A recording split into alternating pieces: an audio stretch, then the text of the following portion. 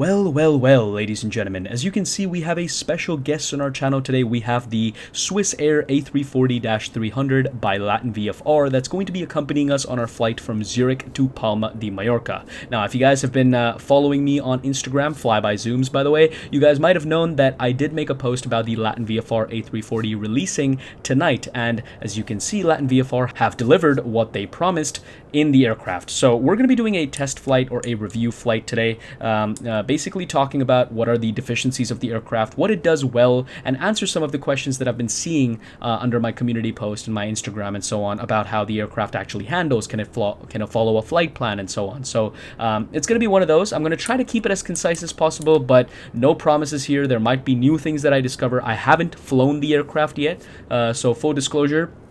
So we're going to find things out about the aircraft, and as I do, I'm going to try to highlight as many of them for you guys so you guys can make an informed purchase decision if you guys do wish to pick this up for yourselves. Alrighty, ladies and gentlemen, so I did decide to do this during dawn so we can actually see the aircraft during nighttime with some of the lighting and stuff, as well as during the daytime when the sun eventually rises. So we can go up to the overhead panel and let's take a look at some of the sounds that we have with powering on the external A and B buses on the external power switches here. So wow, that was loud. Okay, so once again, pretty Airbusy sounds. We can get the batteries turned on. The APU battery we can leave on for just a bit, and we can get some other lighting going here as well. So it immediately all comes to life. Of course, there's no self-test. There's nothing like that. That would be too realistic for an aircraft of this quality. If you guys are wondering, this cost me around 42 Canadian dollars or so, where I am currently located, of course, Canada. And I bought it off of the InSim marketplace, which I believe is the only place where this aircraft is currently available to purchase. But yeah, so we have some of the lighting here. We can get the storm lighting on, just so you guys can see a little bit more in the cockpit. But that's what the A340 cockpit looks like, courtesy of LatinVFR. I believe it's decent. Some of these textures are a little washed out. You can also see that it has a few distinguishing qualities that take it away from the A320 cockpit that some of you guys might be familiar with, including a landing gear gravity extension lever, you know, some of these extra switches over here in this configuration, as well as the overhead panel, of course, which has to support 4 engines instead of the usual 2 with most other aircraft. So looks pretty good, actually. For the price tag. Let's see if it has any other outstanding features. So one thing that it does have is it does have an EFB, a custom EFB, which is quite rudimentary, quite simple, but it does the job in my opinion. So first thing first, you can input the ICAO code of wherever you are and it will calculate the METAR for you in that region. So this is the METAR and all that stuff. You can plan a flight and you can sync the flight with the with SimBrief. So it has SimBrief implementation right off the bat. So as you can see, we are flying to Palma de Mallorca today. You can also show the operational flight plan where you can peruse through the entire thing at your own leisure. Basically take a look at it, take a look at your route, take a look at your weight values, your flight log, all of that stuff. And you can also sync the payload and the fuel based on your load sheet and everything like that that you get from your SimBrief OFP. So once again, pretty good feature. You do have Navigraph integration as well, so I have linked my Navigraph account to this aircraft when I was setting it all up. Yeah, once you put in an airport code, it gives you all the charts that you need. So airport, reference, arrival, departure, and approach. For example, now that we are going to be departing this airport today, we can go into the airport information chart, and as you can see, it has the daytime charts for this airport. Now, the one thing it doesn't have is SimLink integration with Navigraph, where you can actually see your little aircraft and the direction it's facing, courtesy of a little blip. You can see that on the Phoenix A320, for example. You can even see it on the PMDG 737. You don't have that here. So this is just a simple PDF chart that you have access to that you can take a look at anytime during your flight for better situational awareness. What's next? You have some checklists, so very simple checklists. You have cockpit preparation, before start, after start, taxi, lineup, departure, change, approach, the standard stuff that you see. This is by no means all the stuff you need to do to get going, but it's definitely a checklist to make sure you haven't missed anything. There is a performance calculator with the EFB as well. This is pretty cool. I would not have expected a performance calculator for an aircraft of this complexity, but it does have one. So you can put in all of the aircraft configuration weights, you can calculate the latest METAR information, the weather information, and when you hit calculate, it should calculate some V-speeds for you. We're going to be doing all of this with our latest flight plan in just a second, but I'm just trying to walk you through everything that's available on the EFB. Finally, there is ground services, which is pretty extensive. You have granular control over passengers and which class each passenger set is sitting in, cargo, fuel, and you also have some ground services that you have access to. So pretty cool overall. I think it's a nice little tool to have. With that said, let's actually go ahead to the overhead panel and get the IRS switches to nav mode up here. And we're going to go down to the MCDU and start programming the MCDU here. So go ahead and enter our departure airport and our arrival airport, and enter that into the from/to. You might have noticed that some of these fonts and some of these textures even on these screens look very similar to the default A320, which is not a surprise. Of course, the entire thing is running on the A320 systems, if I'm not mistaken. I did confirm the alignment. I don't know what's going on. I don't know how it works. It does take a while to come alive, which is accurate. Usually, it should also give you an indication of how long it's going to take for the IRS systems to align over here, but I don't think it has that functionality. But yeah, so some of these systems do look a lot like the default A320, but have been mildly tweaked to make sure that it looks and performs a little bit more realistically. Our flight number is going to be Southwest 2152, so let's go ahead and enter that. Here we go. And the cost index for today's flight is going to be 49, and the cruising flight level is going to be 390. There we go. And as for this data, I'll show you how to it automatically calculates this data, and you can sync it using the EFB that we just saw. We're going to take a look at that in just a second. For now, let's go into the flight plan and enter our departure and our entire route as well. So for our route, we're going to be flying from runway 28, and we're going to be taking the VEBIT 1 X-ray departure. So that's going to be all the way down, VEBIT 1 X-ray. There we go. There's no transitions available, so we're going to enter that in.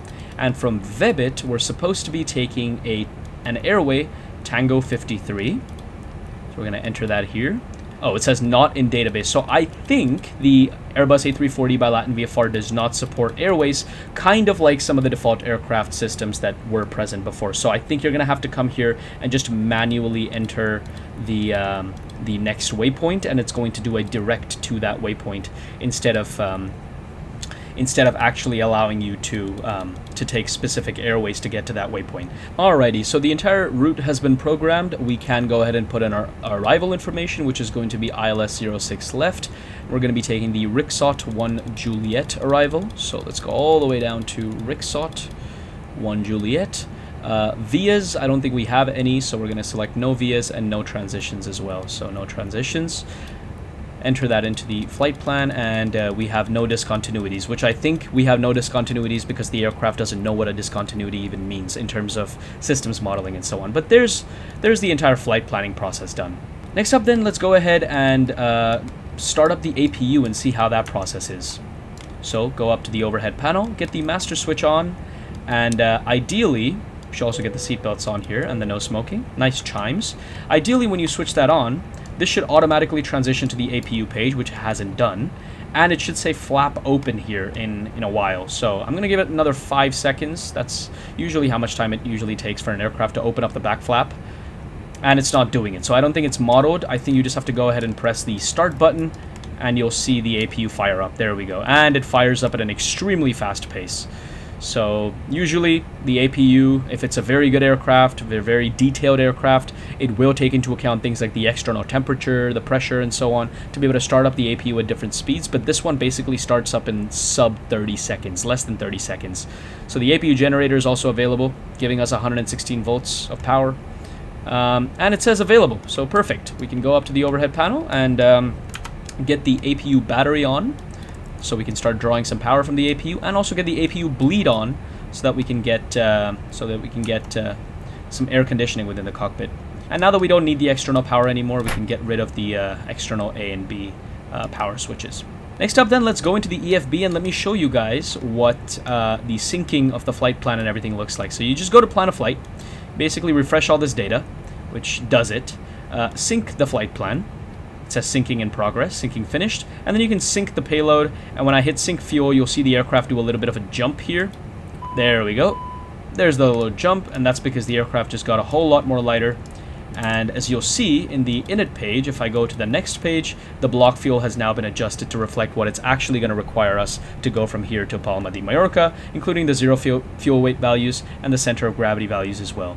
Once that's done, we can go into the performance page, and to get these values, we can use that nifty calculator. I don't know if you're noticing this, but there's also a bit of a stutter problem. I don't know if that's because of the Zurich scenery. It is default. I'm not sure why I'm getting a stutter there, but every time I pan back to the main sort of screen, it does that little stutter. Not sure what that is. Go into the performance calculator, aircraft configuration, go ahead and select that. We're going to take anti-ice off, but air conditioning we're going to take on. Swiss is a bit of a premium airline. ICAO code for the departure airport is going to be, once again, Lima Sierra Zulu Hotel. Enter. Runway ident is going to be runway 28, and it automatically has all of that information. Weather data, we're going to go ahead and basically refresh this. I don't think it's 971 hectopascals. Even its own METAR data is saying it's 1022, so I'm going to rely on that.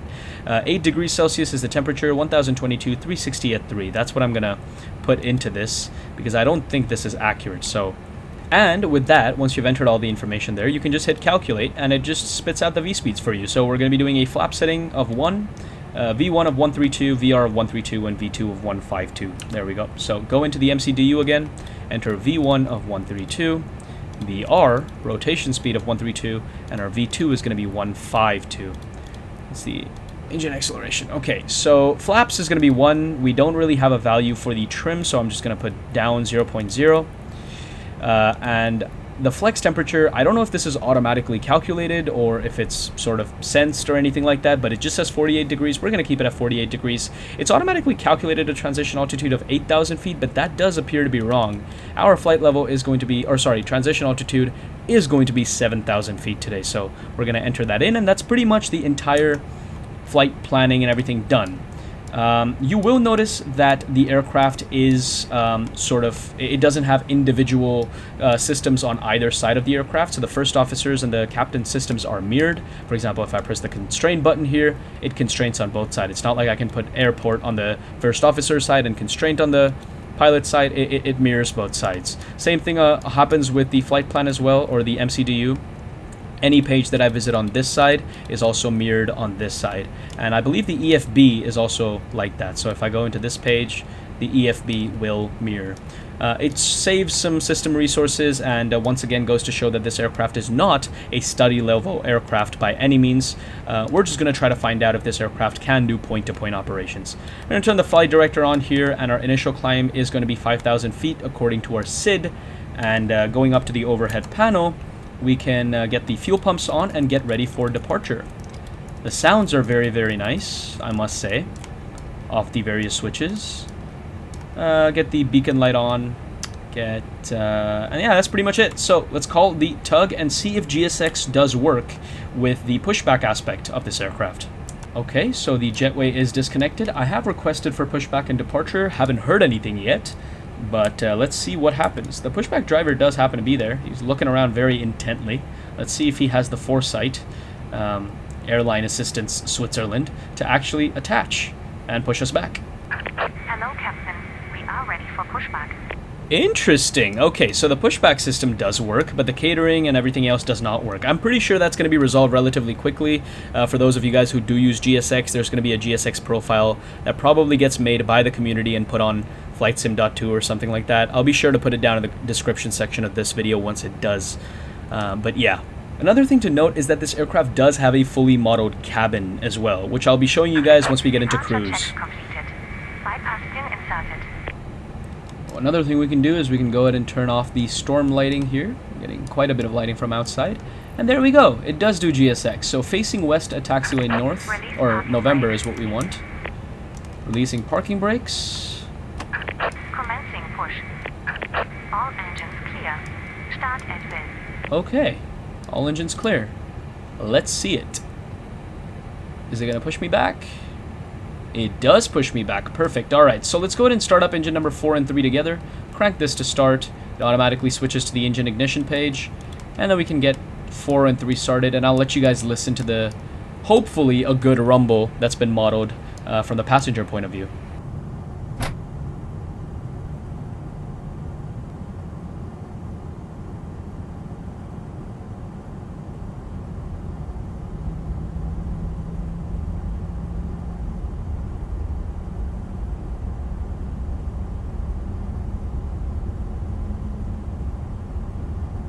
Alrighty, so definitely a faint rumble there. I don't know if the sounds are, you know, payware level quality or insane quality, but they're there if you guys do care about that kind of stuff. Engines are firing up. Alright, I think engine 3 and 4 is available. I don't think it's going to say avail or anything like that, so get 1 and 2 started as well. Alrighty, ladies and gentlemen. So yeah, as I was saying, I'm going to be showing you guys the cabin that has been fully modeled for this aircraft for those of you guys that care. I know a lot of people love the cabin experience. I'm not one of them. But I will be showing that to you guys as we get into cruise. So we have something to do. So stay tuned for that if you guys are interested. But engine number 1 and 2 are coming on here. And we're hearing some sounds which are very realistic sounding, so always a good sign. That's all the buses and everything in the background switching up. Yeah, so there's definitely some sort of stutter here. As soon as I go from down here to, you know, above or anything like that, whenever I pan through this area, there's definitely a stutter I'm noticing, and it's pretty big. So I don't know what's going on. Maybe it's something to do with the reflection on the glass here. Let me know down in the comment section if you guys are experiencing that too. Let's get the strobe light to auto, nav light to logo, and we'll get the APU bleed turned off, the APU master switch turned off as well.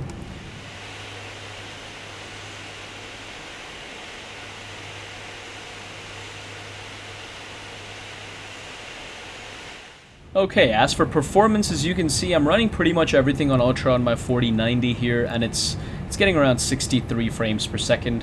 It's not bad, but keep in mind that everything is on Ultra, but this aircraft is using default system, so I would have expected a little bit more than that. Anyways, so with that done, we can go ahead and arm the spoilers, and we can get the flaps to 1, and we can get the flight control page set up. Perfect. So we can do full up, full down, full right, full left, and we can do test the rudder as well. So rudder full right and rudder full left. There we go. Perfect.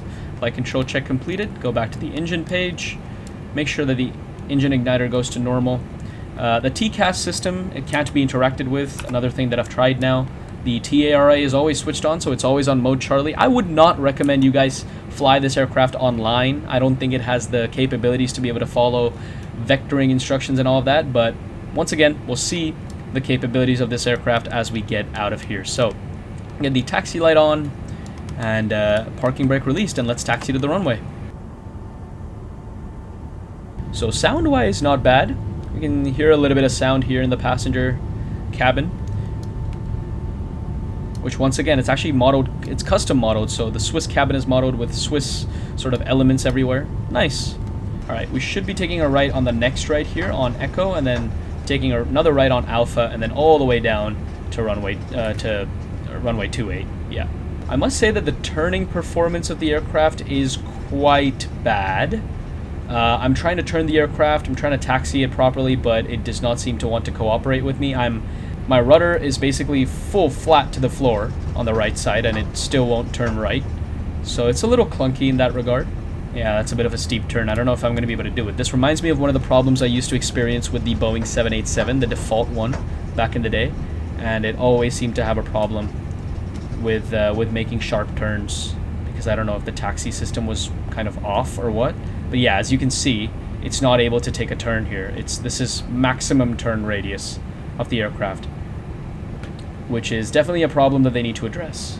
So I have to use toe brakes to be able to sort of very slowly brake. Yeah, this is not ideal, guys. And I fully realize I'm taxiing an A340 with 4 massive engines and everything, but I've flown other big aircraft in the sim, and it is not like this. This is just definitely something down to the systems themselves. Alrighty, just to save myself some workload, I'm going to try to get some of the stuff done right now that I would do closer to the runway. So weather radar can come on. I don't know if the weather radar is model. I doubt it, considering the Microsoft SDK is broken on that regard. We're also speeding down to the taxiway. I'm going to slow down a little. There we go. And we're going to go ahead and get the landing lights. Actually, let's leave the landing lights for now. I'm going to get the takeoff lights to turn off. Taxi, strobe. Hopefully we're not bothering enough people. Wing light on. And hopefully see if we can chime the cabin. Oh, we can. Nice. Alright, we're going to do that.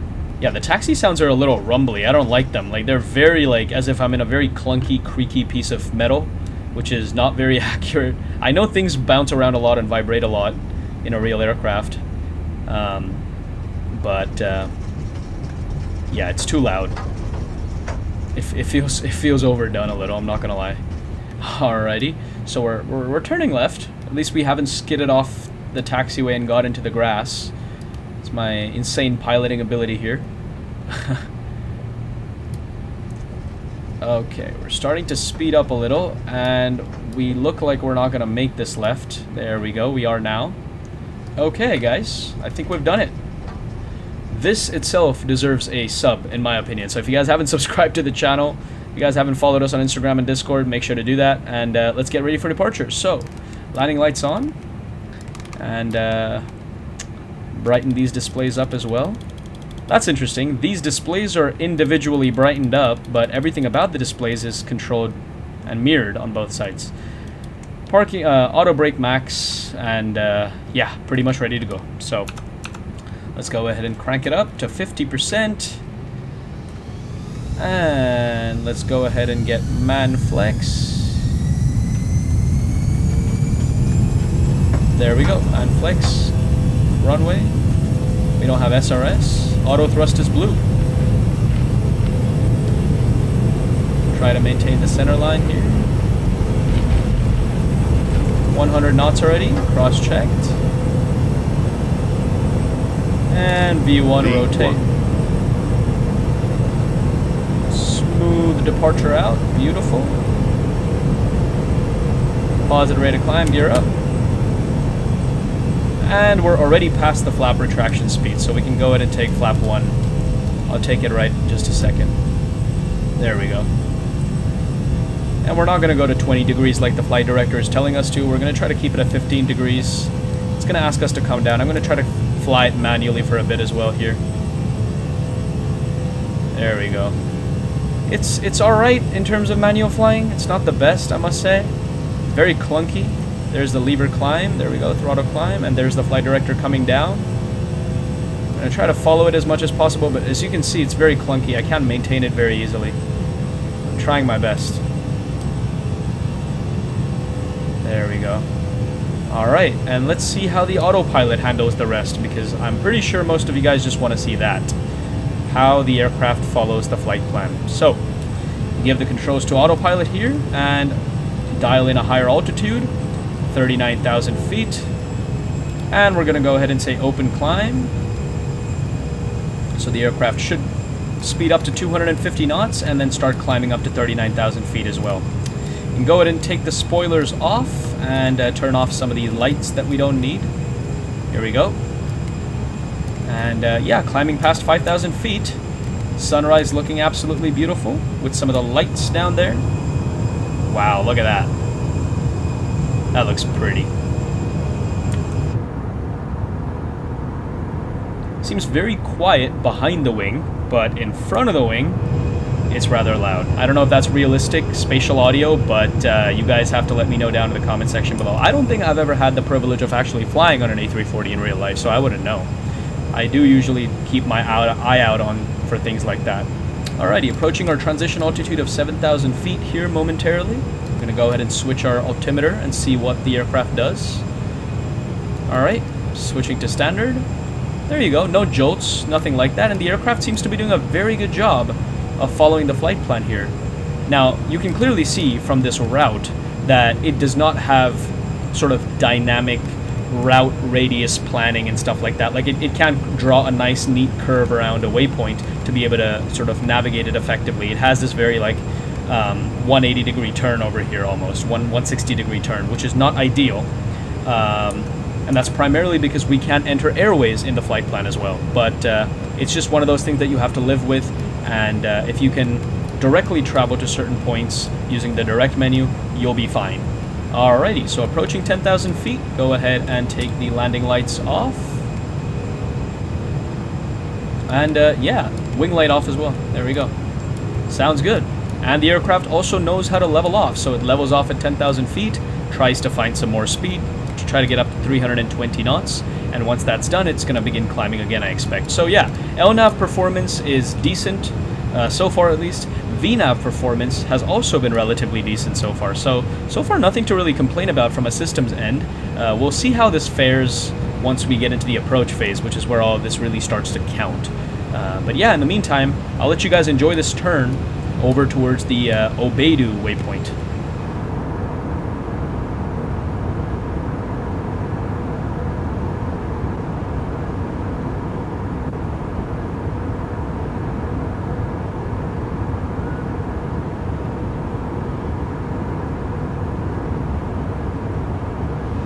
Alrighty, ladies and gentlemen, so as we can see, we're still in that turn. The turn itself wasn't very clunky, but the route management is. So we've totally overshot that, and we're going to have to try to now fly towards Obedu here, and I doubt that it knows how to do that. So it's going to try to get to Gersa. What we can do is we can actually try a direct to. So direct to, let's say, Gersa, and see if it understands that. There we go. So now hopefully that should make the job of the aircraft a little easier. But yeah, so you're going to have to do things like that, a few mental gymnastics, just try to make sure that you're always en route, especially during crucial phases of flight like the arrival procedure and the takeoff and stuff like that. But it's just one of those things that you can come to expect with an add-on of this quality. Alright, so now that we're at 320 knots, we seem to be climbing at a nice sedate pace of 1,200 feet per minute, which seems reasonable enough. I'm going to turn off the seatbelt signs and let me guys show you the cabin. I know a lot of people are big fans of the cabin. I'm not one of them, as I said before, but the team have graciously modeled the entire cabin. So you can go ahead and open this door here, and you can step out into what is the actual cabin. So you have the door, you have even a window modeled on the door that you can see outside of. The textures on and the decals and everything on the doors itself, they aren't great, of course. You know, you're trying to preserve as much performance as possible while giving you as much realism as possible. But there are galleys and everything like this modeled. So, for example, if you come here, you have business class.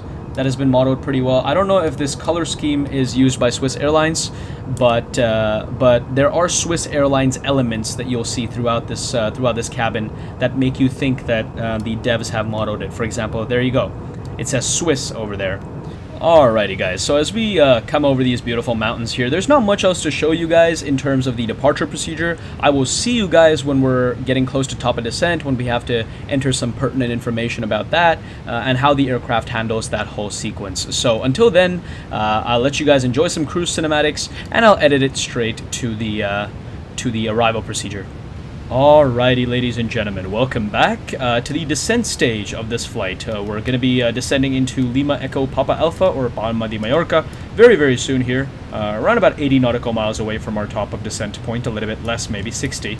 And it's time to enter some pertinent information within the performance page, or the performance tab here on the MCDU. So, let's go into the approach phase and see if we can enter information. It does allow us to. So our QNH is going to be 1019, temperature is going to be 12, winds at Palma de Mallorca are 2 knots coming from 040 degrees, transition altitude is not 10,000 feet, it is 6,000 feet, and our minimum decision altitude, or decision height, would be 354 feet.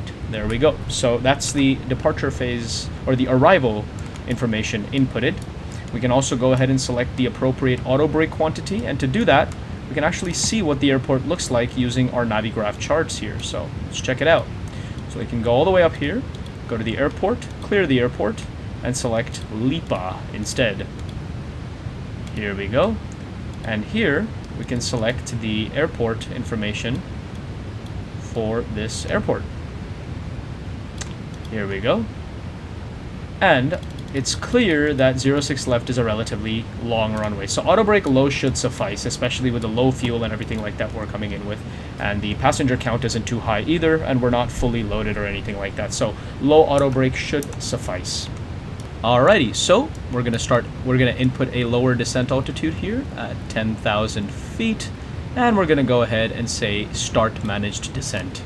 Now, hopefully, it's able to understand that we want to be at 10,000 feet at Takeoff, and it can do the rest.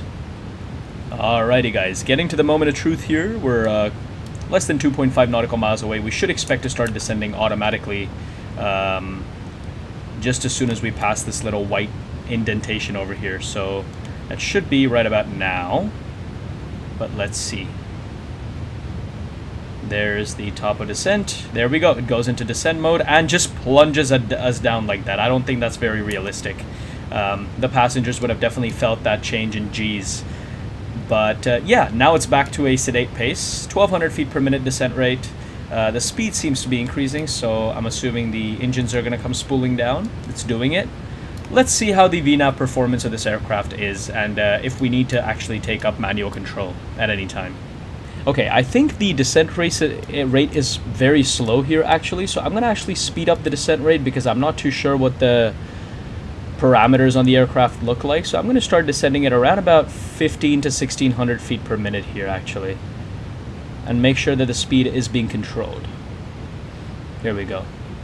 If you're curious, this is going to be our planned arrival, by the way, so we can go into the flight plan page, open up the plan menu here, and then we can see the arrivals. So we go to CDP, NACOP, and then MJV, and then from there we take a right-hand turn and go all the way, do this full loop-de-loop pattern, come back, and then basically land at runway 06 at Palma de Mallorca. So that's the plan.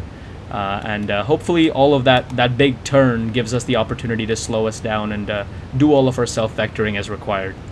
I realize we never talked about the external texturing and everything on this aircraft either. As you can see, it's not done to the highest extent. Yeah, the texture details and stuff used in the various parts, from afar they can look nice, but if you get up close and personal with them, you can see that they're clearly just pictures that have been copy-pasted of screws and stuff. It does not look too nice, I have to say. I'm not going to give them too many flowers here. It looks like an acceptable model, but even, you know, little things like that, little rivets like that, they don't look too good. And this is with the settings all maxed out, so take it as you will. All right, approaching 20,000 feet. Speed up our descent rate just a little bit more to 1,800 feet per minute as we continue to come down further. All right, coming down to 14,000 feet as we speak. We can go ahead and take the seatbelt signs on. And the rest of the lights, we can turn the landing lights on as we reach 10,000 feet. Another thing that we can do is also turn on the landing system here. So it recognizes that we have glide slope and it's a Cat 1 approach. I think it's cutting off some of the text here. Once again, a little bit of formatting madness going on in this aircraft as well. But yeah, overall, it recognizes that we're on an ILS approach, and hopefully it gives us the diamonds that we need to be able to perform a safe landing. So let's see how it goes. And we'll further come down to 5,000 feet. That's going to be our next altitude constraint that we're supposed to be at ADX. So we have enough time. We can actually start slowing down our rate of descent. Wing flex is clearly modeled as well within the aircraft, so it's nice to see. It's a little clunky, but it does a good job. The individual engines also seem to vibrate, so I guess engine vibrations are also modeled. We're below 10,000 feet. Let's get the landing light on. I don't know why it does that. I think it has some sun visor click spot here as well. I don't know. Don't seem to be able to catch it right now. But, oh, here it is. This is the sun visor. Nice. Okay, 9,000 feet. Continuing to slow down. The aircraft does a pretty good job in slowing down, to be honest. So I don't know if that's an A340 thing. I do know certain people have called it, you know, a brick with wings.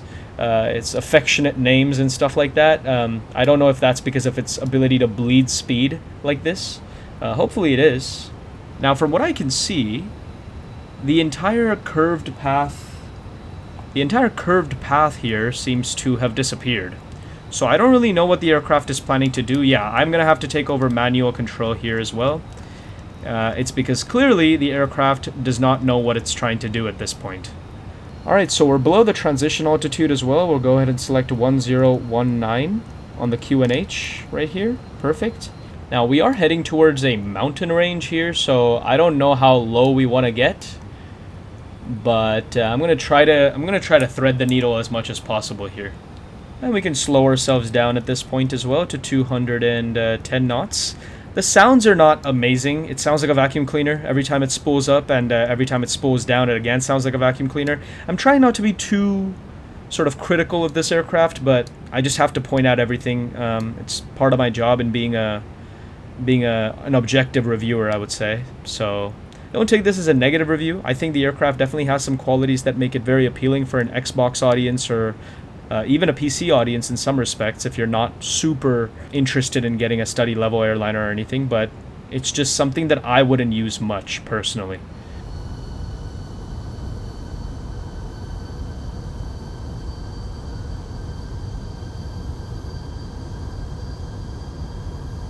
$2,500.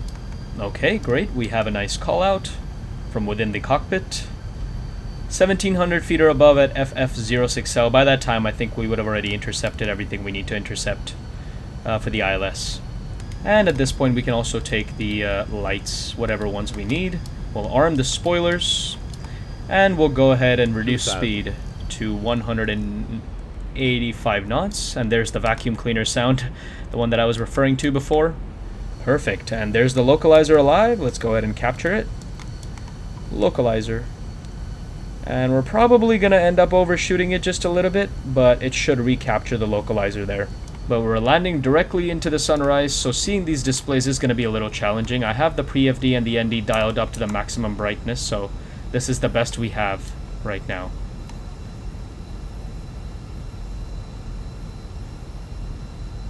No visibility of the runway as a result of the unfortunate glare that we're getting off the water. And it's slowly starting to correct. There's the diamond coming into view. Perfect. There's the glide slope diamond coming down. You can go ahead and take flap 2, gear down, slow us down to 160 knots, and arm the approach mode.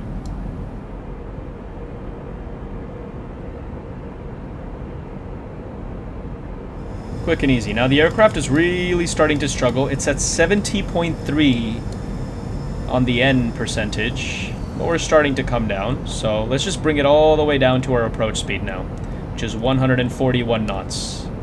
In fact, we'll hand over all speed-related controls over to autopilot. There we go. And we're a little bit above the glide slope here, which is not the most ideal thing. Can get the speed, the flaps all the way down as well, and hopefully that should help it capture the glide slope. But we're losing it a little bit, I have to say here. A little over the glide. Yeah. Descending at 900 feet per minute. No visual of the runway, and unfortunately I don't think this aircraft has auto land, so we're gonna have to get the visual at some point. I genuinely cannot see. Oh, there we go. I have a very faint visual of the runway right there.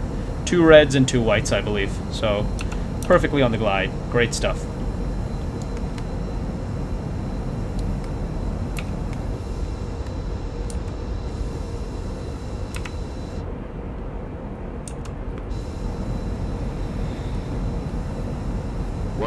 Alrighty, let's see how this aircraft performs in terms of the landing.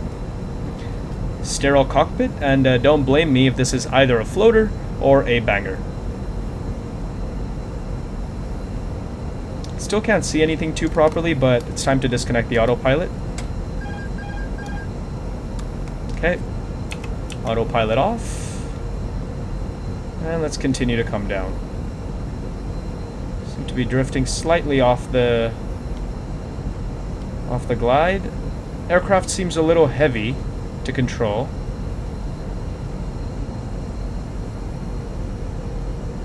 We're losing the localizer path a little bit. 500 feet, got it. Connecting. Seems very heavy. It seems heavy while taking left and right turns, so while rolling, but while pitching it seems very light, so it's a very odd feeling actually. Minimums, landing.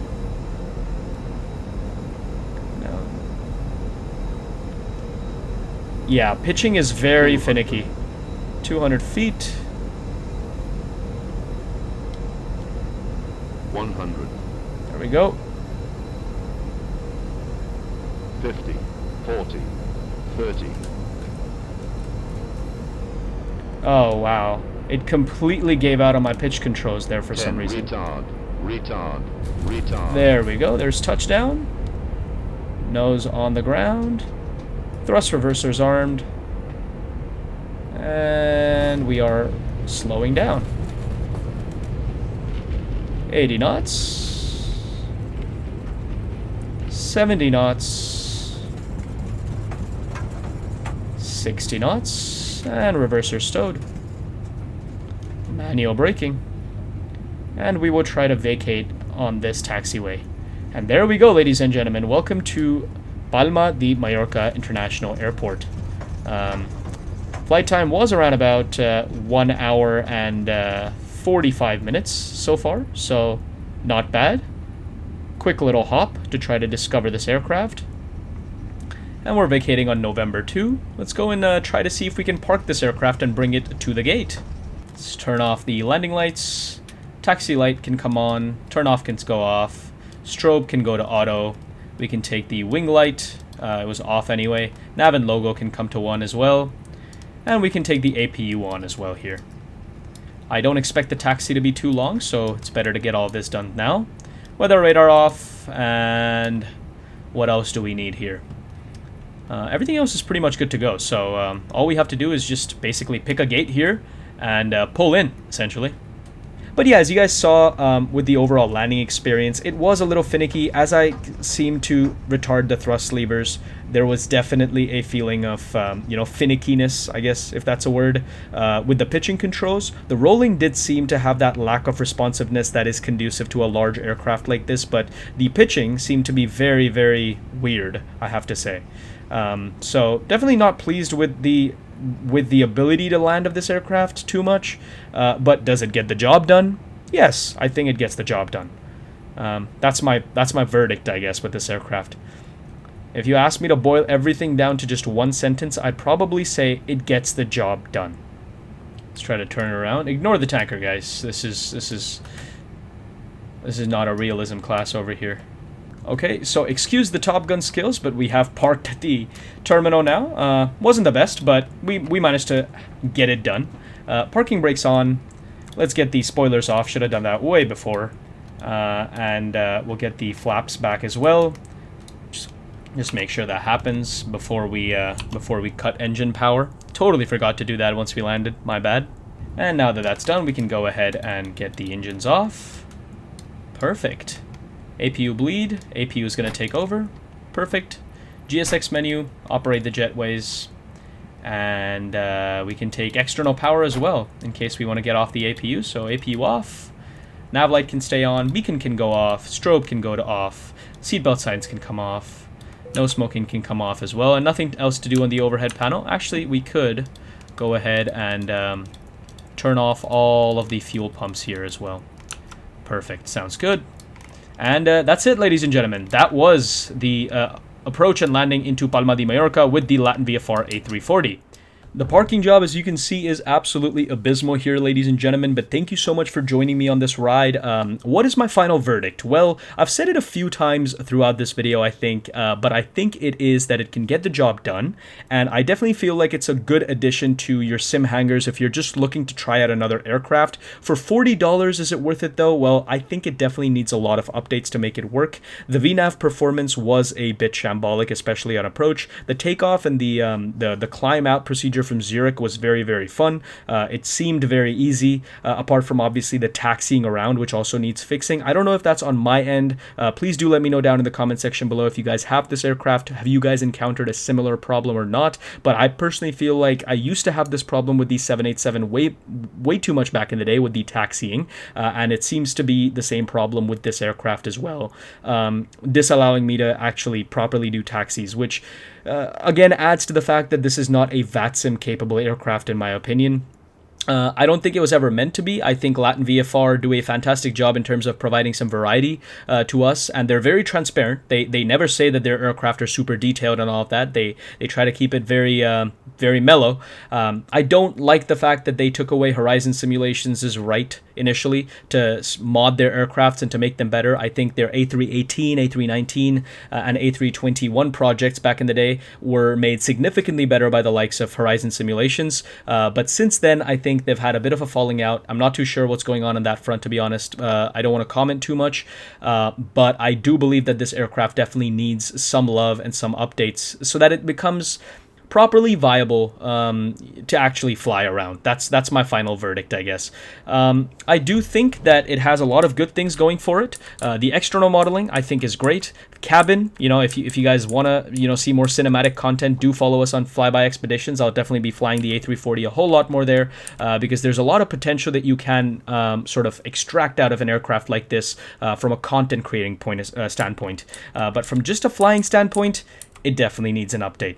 But it gets the job done. So if you guys are on Xbox, if you guys haven't tried this aircraft yet, it is available on the InSim marketplace for around about 42 Canadian dollars. You guys can convert that. I bought it using 42 Canadian dollars, taxes and everything included. So yeah, there's that. With that all said, if you guys enjoyed this video and if you guys want to see more stuff like this, do let me know down in the comment section below and leave this video a like. And also, of course, subscribe to the channel, but more importantly, subscribe to my second channel, FlyBy Expeditions, for more videos like this. With that all said, thanks for watching and thanks for flying by.